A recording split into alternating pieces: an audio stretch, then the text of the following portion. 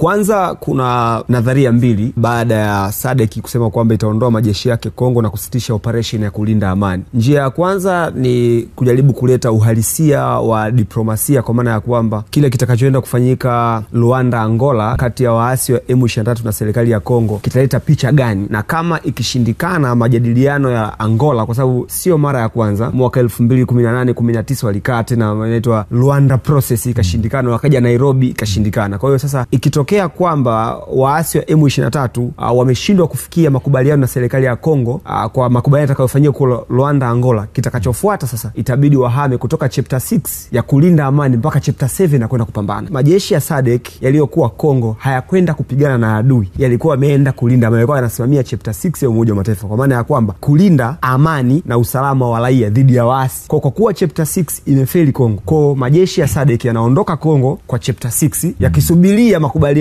ya Angola. Kama makubaliano ya Luanda, Angola yatashindikana, itaangalia nani mbishi kati ya serikali ya Kongo au waasi, ndipo kitakapoenda kikosi kingine tena kwa ajili ya chapter 7 kupigana na adui. Utakumbuka kwamba mwaka 2012 mwezi August, waasi wa M23 wakina Bosco Taganda, Sultani Makenga, Bertrand Bisimbo, wakati huo huyu bwana Cornelis Nangaa akihudumu kama afisa wa juu wa tume ya utaifa ya uchaguzi ya Kongo SEDE. Kwa baada ya waasi wa M23 kuchukua mji wa Goma mwezi Agosti 2012, ilibidi vikosi vya Umoja wa Mataifa vya MONUSCO, United Nations African Mission in Congo, waombe kwenda Baraza la Ulinzi la Usalama la Umoja wa Mataifa kwamba tunaomba kuhama kutoka chapter 6 mpaka chapter 7. Alois James Mwakibola akawapiga wale waasi wa M23. Kuwapiga wale waasi wa M23, serikali ya Rwanda ikafungua mpaka wa Rwanda na Kongo na Rushuru, ikawapokea wale waasi, ikafunga. Kutoka 2012 mpaka 2020 M23 walikuwa wamepotea. Wamekuja kurudi baada ya hali ya sintofahamu kati ya serikali ya Rwanda na bwana Felix Tshisekedi, ndio wamekuja kurudi 2021. Kwa hiyo sasa tunachokiona kwamba vikosi vya SADC vimeheshimu makubaliano ya Angola. Hayo yanaenda kufanyika Angola. Je, atakuja na picha gani? Kama ikishindikana itafuata hatua nyingi, kwa sababu hivi vitu vinapelekwa katika protokali za sheria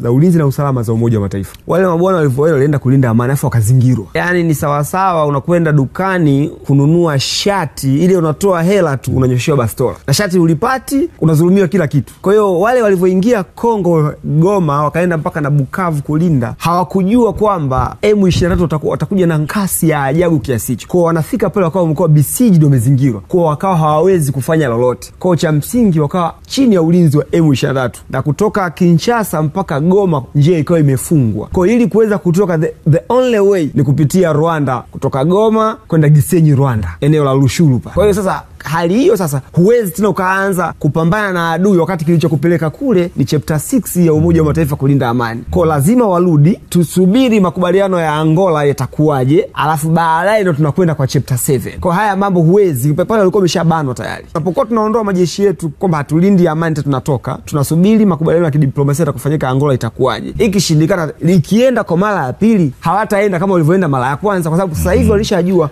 nguvu ya M23 iko wapi, wanapata silaha kutoka wapi na wanapambanaje. Kwa hiyo watajipanga kwa kingine, na vikosi vitakavyoenda kule havitakuwa vya askari wa kawaida wale walioenda, viende special forces. Ukiangalia kitendo cha Rais Tshisekedi kukataa kuzungumza na waasi wa M23, kuna dhana mbili. Kuna dhana ya kidiplomasia na dhana ya kijasusi. Dhana ya kidiplomasia ni kwamba ni lazima azungumze na waasi, ajue wanataka nini, ili kusudi yale yanayowezekana yafanyike, yale yasiyowezekana yasifanyike. Lakini kijasusi ni kwamba mazungumzo yoyote kati ya waasi wa M23 na serikali ya Kongo yatamnufaisha Paul Kagame, ambaye amekuwa akihusishwa na waasi wa M23. Tukumbuke kwamba huu mzozo unabidi tuangalie, ukitaka suluhisho la kudumu la mgogoro wa Kongo ni lazima tujue actors and players, wahusika ni wakina nani. Mgogoro wa Kongo wahusika wako nane. Yaani ukitaka kusolve mgogoro wa Kongo sio kati ya M23, tukisolve M23 wataibuka watu wengine tena. Mgogoro wa Kongo ni mkubwa. Kwanza kuna serikali ya Kongo na jeshi la Kongo. Namba 2 kuna makundi ya waasi, kila kundi lina lengo lake. Kundi la kwanza kubwa ni M23 ambalo linadhaminiwa na serikali ya Rwanda, nalo lina maslahi yake Kongo, wizi wa madini na kujifanya kutetea kundi la Watusi wanaoishi Kongo wanaitwa Banyamulenge. Kundi la tatu la waasi, tuna waasi wa FDLR ambao ni Interahamwe. Hawa walitoka Rwanda, walikuwa ni askari wa Juvenal Habyarimana, baada ya kupata ajali ya ndege na kufariki wakakimbilia Kongo, wanaitwa FDLR, for Liberation of Rwanda, ambao Rwanda amekuwa akiingia Kongo hasemi kama anaenda kuchukua madini, anasema anaenda kupambana na waasi wa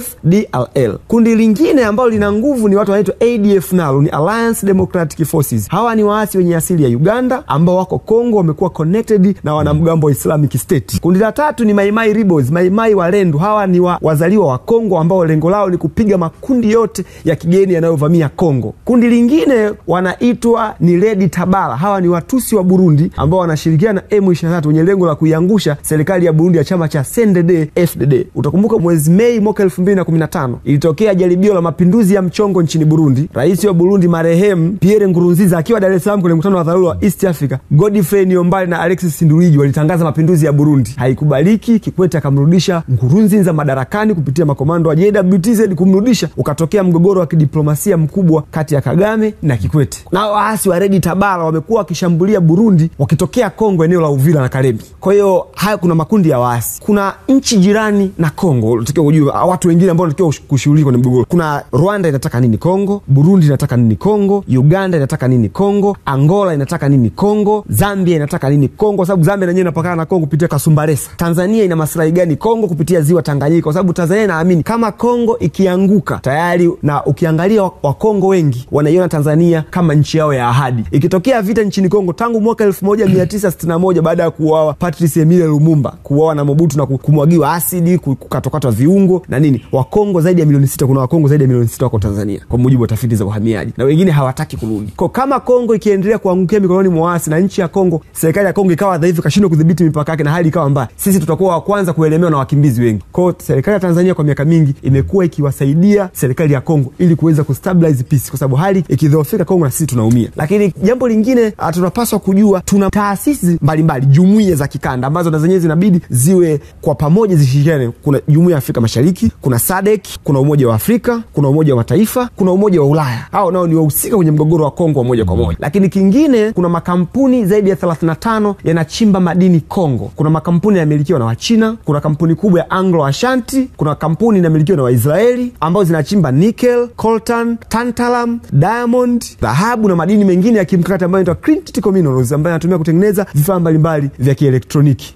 Baada ya hapo sasa tunapaswa kujua hawa waasi walioko Kongo silaha zinapitia wapi. Lakini baada ya kitu cha mwisho kabisa ni mataifa makubwa kutoka Ulaya, Amerika pamoja na Asia. Haya mataifa na yenyewe lazima yashirikishwe ili kutafuta amani ya kudumu ya Kongo, kwa sababu tunaweza tukaziba pancha la kulia likaibuka pancha la kushoto, likaibuka pancha la kaskazini. Tunatakiwa kujua Marekani amekuwa ni muhusika wa Kongo, kwa sababu Marekani na Ubelgiji walihusika kwenye mgogoro wa Kongo kumuua Patrice Lumumba kwenye Operation Barakuda, wakahusika kumpa nguvu Mobutu mwaka 65 mpaka mwaka 97, wakamkataa Mobutu, wakamtuma Rwanda na Uganda, akapeleka vikosi Kongo pamoja na mzee Laurent Kabila akitokea hapa kaenda Kongo kumtoa Mobutu. Baadaye Laurent Kabila akawageuka tena, wakamkataa Laurent Kabila 2001 kupitia Operation Mbongo Zero, muondoa Kabila 2001 kupitia wale askari wake Chad Soldiers ambao wanaitwa Master Kadogozi, wakamuua. Baadaye wakatoka hapo wakampa nguvu Joseph Kabila. Baadaye Joseph Kabila akamaliza nao vizuri. Sasa wako na Kisekedi, na Kisekedi ameingia mkataba na Marekani kuwapa madini ili wampe ulinzi. Kwa hiyo Marekani anahusika, Uingereza, Ufaransa, Ubelgiji, tunakwenda China na mgodi mkubwa sana wa shaba pamoja na coltan na chimba huko mashariki mwa Kongo. Tuna UAE yupo pale Kongo, tuna India, Israeli. Kwa hiyo ni moja kati ya migogoro mikubwa inawahusika wengi, kwamba actors and the players should be involved in the whole process of the Congo conflict. Mgogoro wa Kongo haujaanza leo wala jana. Mgogoro wa Kongo ulianza hata kabla ya uhuru wa Kongo, kwa sababu wakati wanapigania uhuru wa Kongo, Patrice Emery Lumumba kupitia chama chake cha MNC, yeye alikuwa na ushirikiano mzuri na China pamoja na umoja wa nchi za Kisovieti. Joseph Kasavubu ambaye alikuja kuwa rais wa Kongo kuanzia mwaka 60 mpaka 65, yeye alipendwa na Wamarekani, Waingereza, Faransa, Ubelgiji, na yeye yani sera zake ilikuwa ni kuwafanya wawekezaji wabakie Kongo na waendelee kuchuma madini. Lakini Lumumba alitaka makampuni yote ya Kongo yanayochuma madini yaondoke na yataifishwe. Mwaka 61 ikapitishwa Operation Barakuda, Mobutu akapewa kiwango cha maokoto cha fedha, akammaliza Lumumba. Ukabakia mgogoro sasa kati ya Mobutu pamoja na Kasavubu. Mwaka 65 Mobutu akachukua nchi. Alivyochukua nchi akaanza kumaliza maadui zake. Mobutu akawa anaungwa mkono wa Marekani, ananunua vitu vya kifahari. Baadaye Mobutu akaingia ushirikiano na rais wa kwanza wa Rwanda anaitwa Bwana Gregory Kayibanda kupitia chama chake cha Parme Hutu. Utakumbuka kama mwaka 1959 yalitokea mapinduzi ya Wahutu nchini Rwanda, and the Hutu Revolution, ambapo Gregory Kayibanda aliwafukuza zaidi ya Watusi 800,000. Baadhi yao walikimbilia Uganda, ndo generation ya kina Kagame, Patrick Nyamvumba, Patrick Karegeya, Faustin Kayumba Nyamwasa wakina Mwasa, unawakuta wakina James Kabarebe walikimbilia Kagame alizaliwa 57 mwaka 59 walikimbilia kule. Wengine wakakimbilia Tanzania, wengine wakaenda Kongo, mashariki wa Kongo, wakaungana na wale Banyamulenge wenzao kaenda Ituri, Goma pamoja na Bukavu. Kwanza ili kutafuta suluhisho la kudumu la mgogoro wa Kongo, wale actors and the players, wale wahusika wote, wataja watu mashirika ya kikanda, Umoja wa Mataifa, mataifa makubwa jirani na Kongo, wote inabidi wahusishwe. Lakini ya pili, jeshi la Kongo ni lazima lifanyiwe ukarabati upya, kwa sababu kwenye ile operation Banyamulenge ya kwenda kumuondoa Mobutu Sese Seko Kuku Ngbendu wa Zabanga mwaka 97, Rwanda na Uganda ndo walitoa askari wengi, na baada ya Mobutu kuondoka, Laurent Kabila alivyoshika nchi, askari wa Uganda na wa Rwanda wakawa wameshikilia jeshi la Kongo. Lakini pia na askari wa Tanzania walikuwepo wachache baada ya askari wa Tanzania kurudi nyumbani, baada ya kutoelewana na mzee Laurent Kabila kurudi nyumbani. Kwa jeshi la Kongo lina majasusi kutoka Rwanda na Uganda. Kila mission yoyote inayofanyika, kwa sababu mkuu wa majeshi wa kwanza baada ya Mobutu kuondoka kipindi cha Laurent Kabila alikuwa ni James Kabarebe. James Kabarebe ni Mwafrika pekee ameshaikuwa mwanajeshi nchi 3. Ameshaikuwa kanali kwenye jeshi la Uganda kipindi Museveni yuko polini kwenye Bush War. Amekuwa mkuu wa majeshi wa Rwanda, amekuwa mkuu wa majeshi wa Kongo. Kwa hiyo kuna majasusi, mtandao wa majasusi wa Rwanda na Uganda kwenye jeshi. Mission yoyote inayofanywa na jeshi la Kongo FARD inavuja. Lakini pia wanajeshi wa Kongo huwa hawalipwi vizuri, halafu kuna marginalization kutoka wanajeshi waliopo Kinshasa wanakuwa treated vizuri na wanajeshi waliopo Goma na Bukavu, Ituri, Bulendo na maeneo mengine. Lakini kitu cha pili ambacho kinapaswa kufanyika, inatakiwa serikali ya Kongo iweze kulinda mipaka yake, kwa sababu tangu Kongo inapata uhuru, serikali ya Kongo haijawahi kuwa na udhibiti wa mipaka yake walau hata kwa 40%, ambayo ni kazi ya jeshi. Serikali ya Kongo huwezi kutegemea kwamba nchi yako ilindwe na wageni, haiwezekani. Lazima kutakuwa kuna muingiliano wa kimaslahi na mgogoro utakuwa mkubwa. Kwa hiyo jeshi la Kongo na serikali ya Kongo ni lazima iangalie namna bora ya kuweza kulinda, na mipaka inayosumbua ni mipaka ya nchi 3. Mpaka kati ya Kongo na Rwanda, Gisenyi Goma, Rushuru Goma. Mpaka kati ya Kongo na Uganda kupitia Bunagana.